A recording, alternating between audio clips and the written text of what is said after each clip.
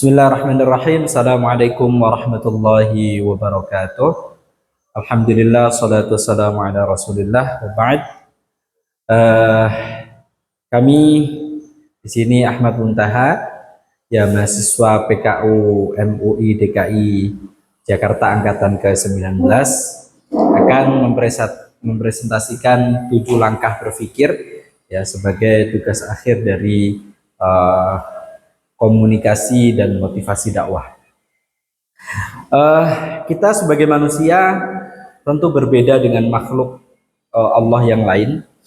Kita sangat identik dan kita sangat berbeda, ya. Dimana kalau tumbuh-tumbuhan hanya mempunyai insting untuk menjaga dirinya, hewan pun demikian. Malaikat hanya diberikan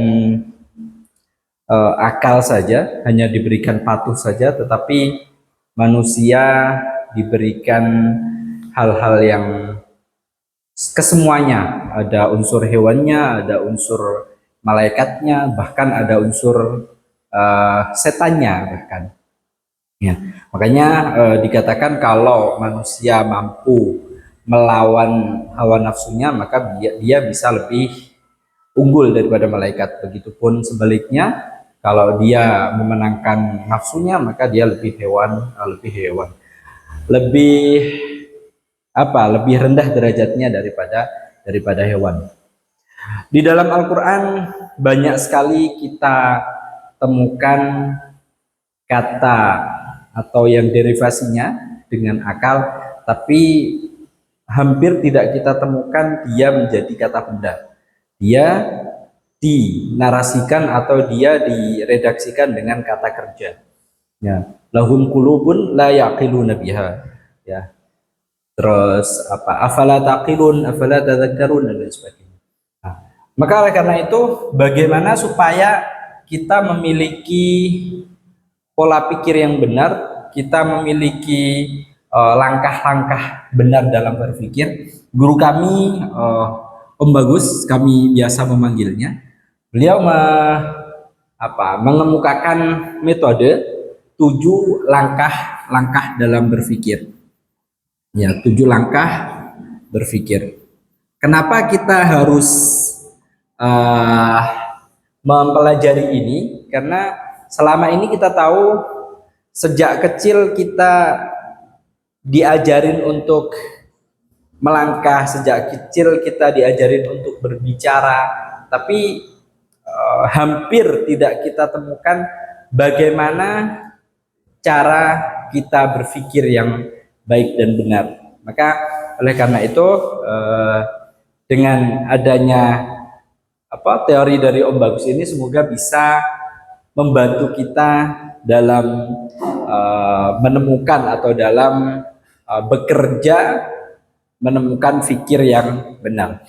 Pertama, manusia memiliki banyak komponen di dalam dirinya. Tadi yang sebagaimana saya sebutkan, ada komponen malaikat dan komponen yang lain sebagainya. Paling tidak dia ada ujian-ujian di situ.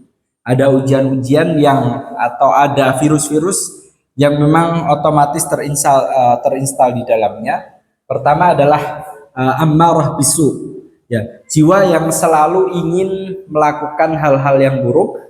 Ya, ini ketika kita tidak tidak kendalikan, itu akan mencelakakan kita sebagai pemiliknya. Yang kedua adalah nafsul lawamah. Nafsul lawamah ini adalah nafsu yang ketika kita melakukan keburukan, ketika kita melakukan kejelekan, dia akan menyesal di sini.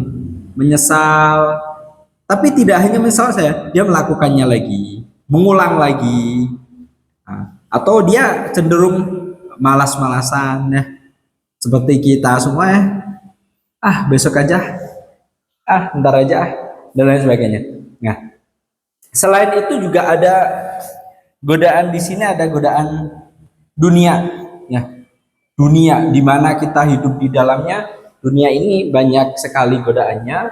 Pertama ada senda gurau, gimana kita selalu memandang bahwa dunia itu penting, punya mobil itu penting, jabatan itu penting. Nah, ini kita lagi main di sini. Ya. Kedua adalah eh, dengan dunia ini juga kita diuji, ujian di sini.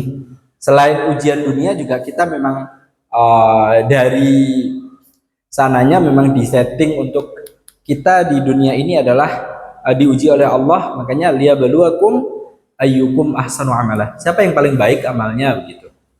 Ya. Oke, atau gini. Apakah kamu mengira ketika kamu mengatakan saya beriman lalu kamu tidak diuji? No. Ujian itu pasti ada. Ya. Pasti ada.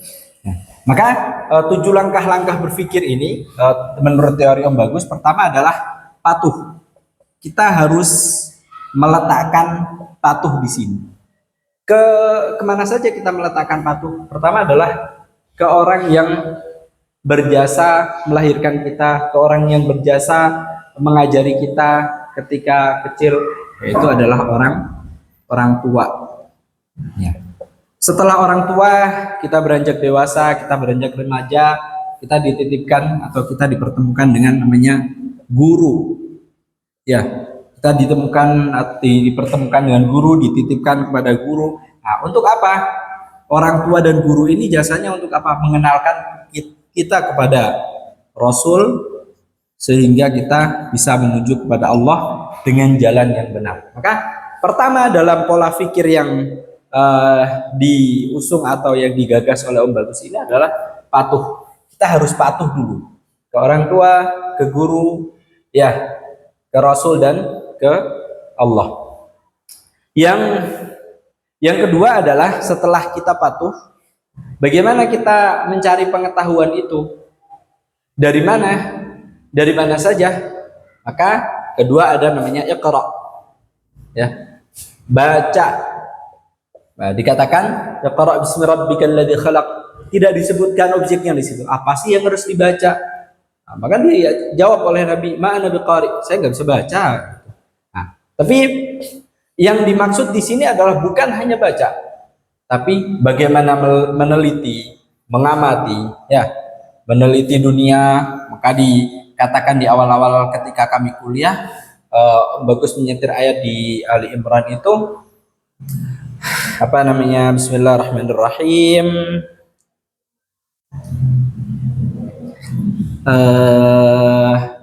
Dan di antara tanda-tanda orang beriman adalah alladzina yadhkurunallaha qiyaman wa qu'udan wa 'ala junubihim wa yatafakkaruna fi khalqis samawati wal ardh. Ya, memikirkan apa penciptaan di langit dan di bumi. Ya. Dengan memikirkan seperti itu, maka kita akan menemukan ilmu.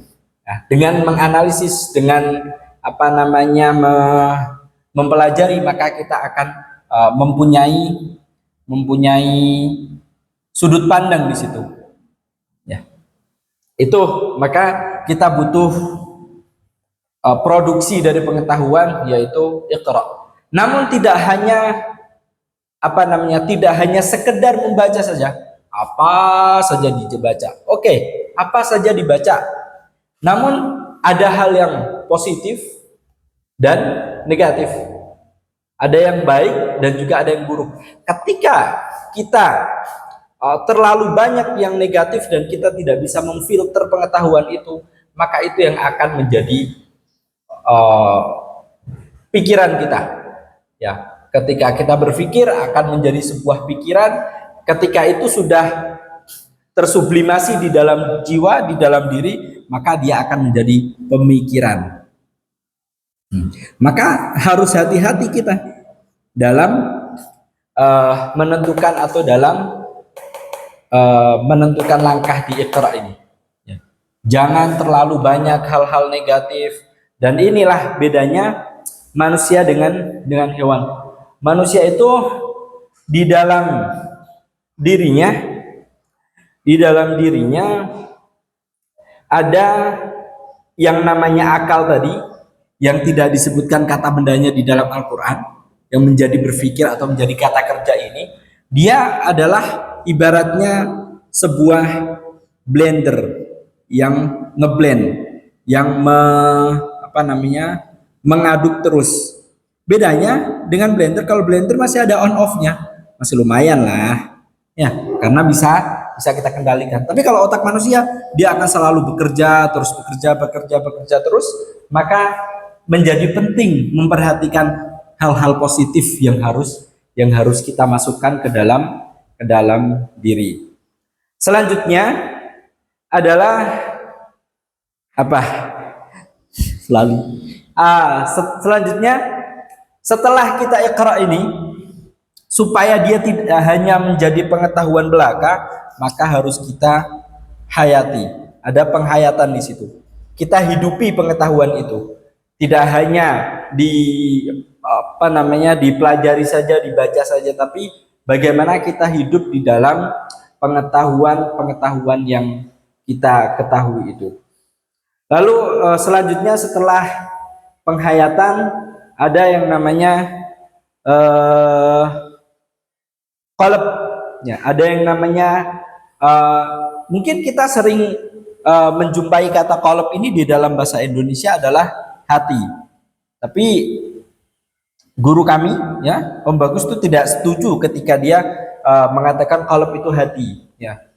Qalb itu adalah, dalam secara bahasa dia artinya bolak-balik, ya, antara akal atau pikirannya dengan nafsunya, ya, dengan godaannya tadi, ada amarah bisu, ada lawamah dan seterusnya. Nah, ini bolak-balik, kadang ke akal, kadang ke nafsu, kadang ke akal, kadang ke nafsu, maka ini disebutnya adalah qalb.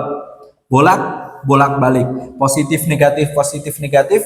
Ketika dia memenangkan yang positif, maka disitulah dia derajatnya lebih tinggi daripada malaikat. Nah, tadi satu patuh, dua Iqra, ya, ini sebagai sumber atau input utama. Setelah di input ini harus kita hayati supaya dia menjadi sesuatu yang hidup di tengah-tengah kita.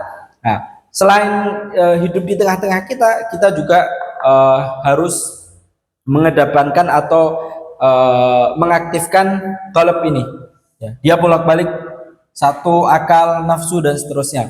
Itu mana yang kita menangkan, itulah yang menjadi jiwa kita, itulah yang menjadi nafas kita nantinya.